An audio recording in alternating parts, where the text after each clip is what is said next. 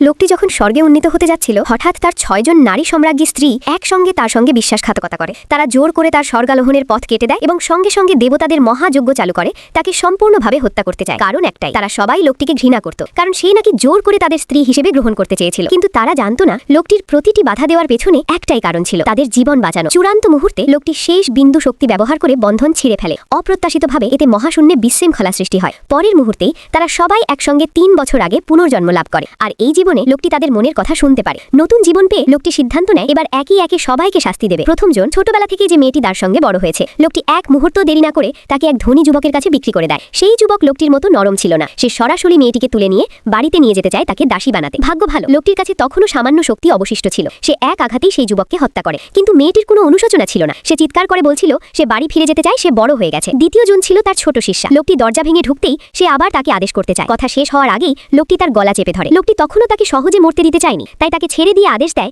সে ফিরে আসার আগে দরজাটা ঠিক করতে হবে। তৃতীয় জন ছিল তার নিজের গুরু, কিন্তু আপাতত লোকটি জানত এই নারীর সঙ্গে এখনও সে লড়তে পারবে না। বিদায় গুরু, এখন তোমাকে মারছি না, স্বর্গীয় তালিকা দখল করে ভাঙন অতিক্রমকারী ওষুধ পাওয়ার পর তোমাকে হত্যা করব। গুরু আক্রমণ করতে গিয়েও থেমে যান, কিন্তু তিনি জানতেন না সবকিছু ইতিমধ্যেই বদলে গেছে। অল্প সময়ের মধ্যেই লোকটি গোপন রাজ্যে প্রবেশ করে মূল উৎস বড়ি দখল করে নেয়। এইবার সে বড়িটি শিষ্যার হাতে দেয়নি, নিজেই তা খেয়ে ফেলে। তার শক্তি সঙ্গে সঙ্গে উন্নীত হয়ে ভিত্তি স্তর পেরিয়ে ৯ তারা পূর্ণতায় পৌঁছে যায়। অন্যদিকে বড়িটি না পাওয়ায় শিষ্যা এই জীবনে ৮ তারাতায় থেমে যায়। এদিকে ছোটবেলার সেই মেয়েটি বাড়ি ফিরে উল্টো বাবার হাতেই ধাওয়া খায়। জীবন বাঁচাতে সে আবার পালিয়ে আসে। চরম অসহায় অবস্থায় সে লোকটির কাছে সাহায্য চাইলে লোকটি ঠান্ডা কণ্ঠে বলে, কে তুমি? তোমাকে তো চিনলাম না।